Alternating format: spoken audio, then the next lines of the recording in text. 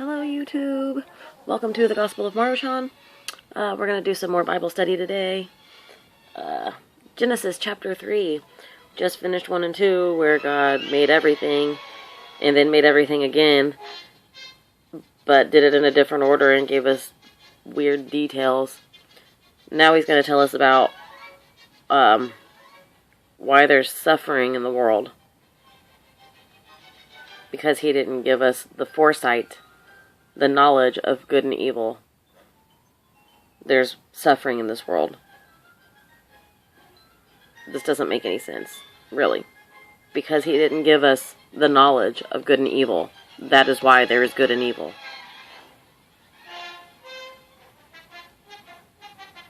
Logic. Alright, now the serpent was more subtle than any beast of the field, which the Lord God had made. And he said unto the woman, Yea, hath God said, Ye shall not eat of every tree of the garden? I think I'm going to stop reading this word for word, because this old English shit is getting really old. And the woman said unto the serpent, We may eat of the fruit of the trees of the garden, but of the fruit of the tree which is in the midst of the garden, God had said, Ye shall not eat of it, neither ye shall touch it, lest ye die. Wow, we can't even touch it because now we're going to die if we even touch it? Weird. And the serpent said unto the woman, Ye shall surely not die. Ye shall not surely die. So, yeah. Who is telling the truth, God or the serpent? We don't know, I guess.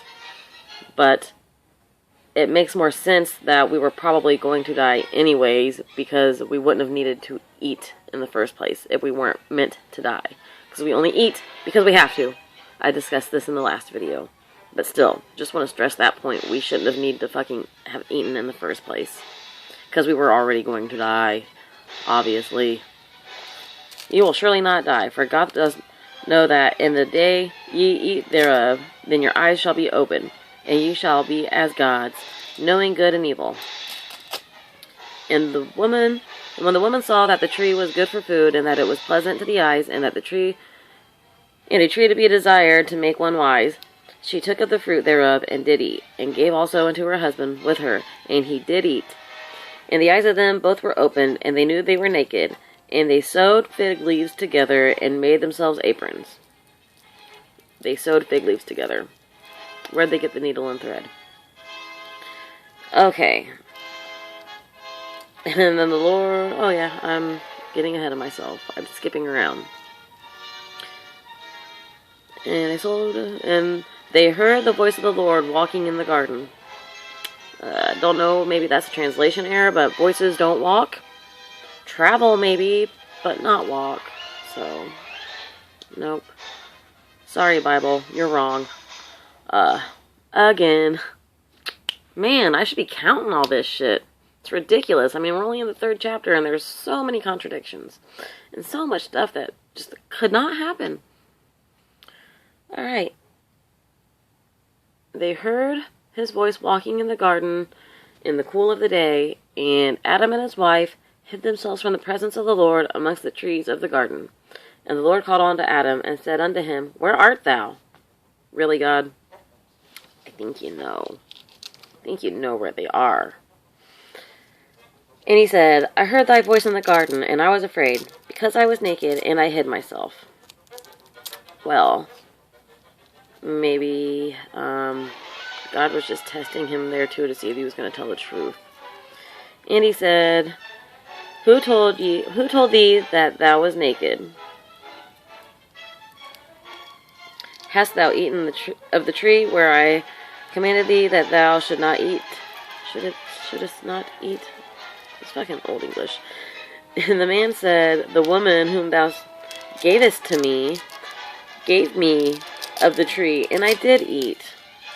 So at least he admits that he ate it, but he's still trying to lessen his punishment, or at least trying to make himself not look as guilty by saying, well, she gave it to me. It's really her fault.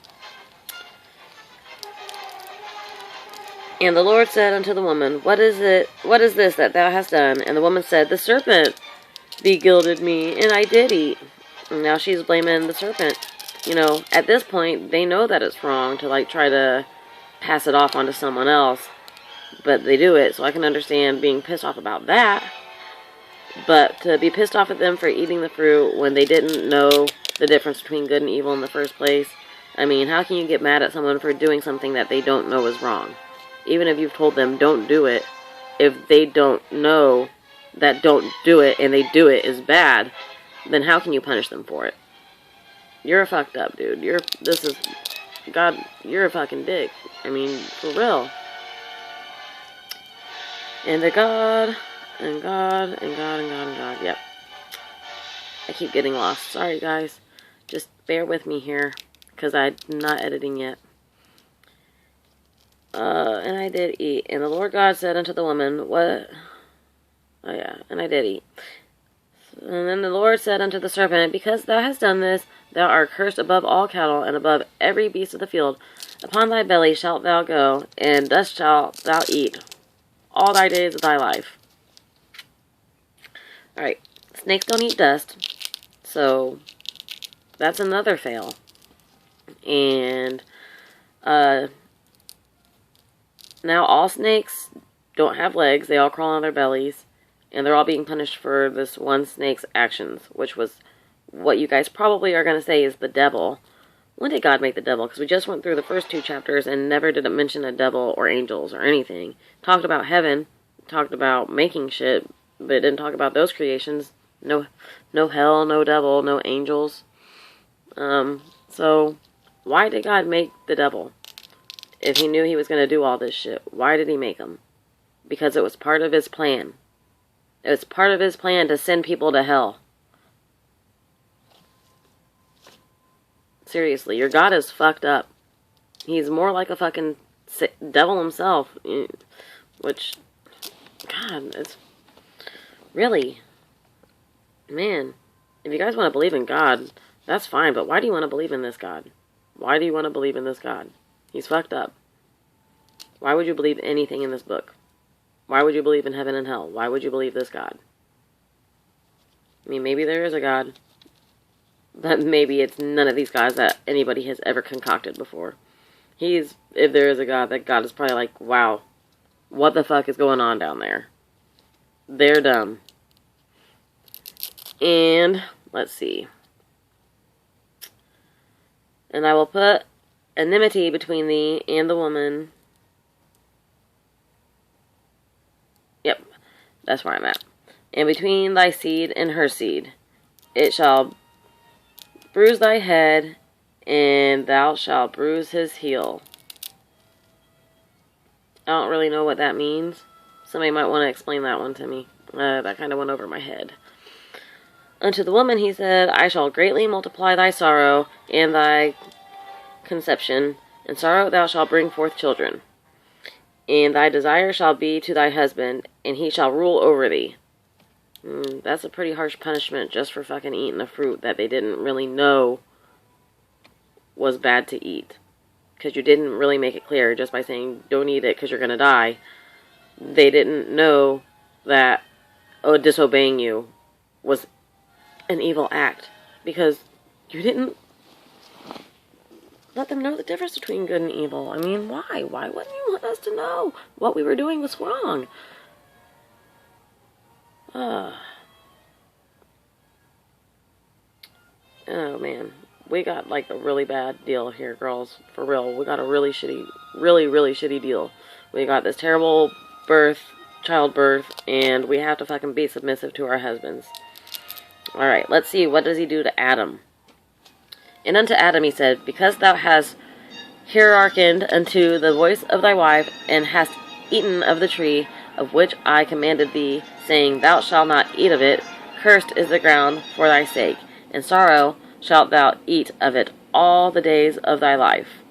Thorns also and thistle shall it bring forth to thee, and thou shalt eat the herb of the field, and in the sweat of thy face shalt thou eat bread, till thou return unto the ground, for out of it was thou taken, for dust thou art, unto dust thou shalt return. So that's not just Adam, that's everyone. Everyone dies. So we weren't supposed to die before, so we had no fucking reason to eat to begin with. So that part of the story is really bullshit. And we have to grow our own food now, I guess, is what he's saying. But it's not just men that fucking grow food. Women do it too. So, okay. So Adam basically gets no fucking punishment. Other than we die now. Which it's pretty obvious that we were going to die anyways. Otherwise we wouldn't have had to eat. So, alright. And Adam called his wife's name Eve because she was the mother of all living.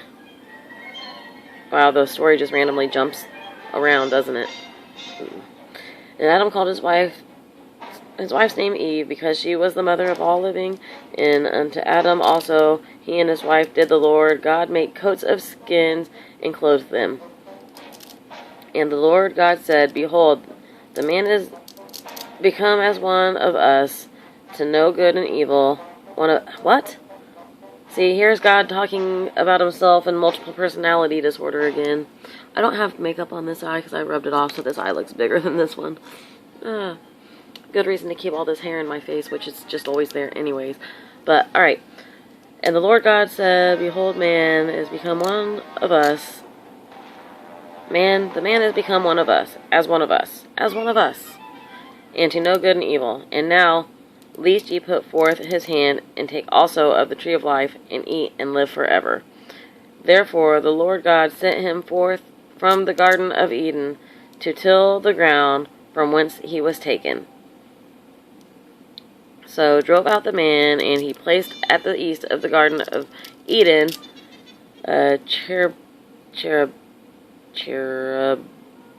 yeah, whatever that is. I can't fucking talk. And a flaming sword which turned every way to keep the way of the tree of life.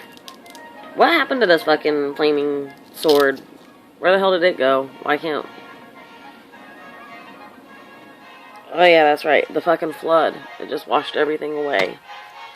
That's the end of this chapter. Wow. I talked a while in this one. But I look a hot mess too. My hair is all over the place. But I'm going to go ahead and upload this anyways. And I hope you guys enjoyed it. And if you made it to the end of this, you should like and subscribe to me. Thanks. See you later. You're looking good today, by the way.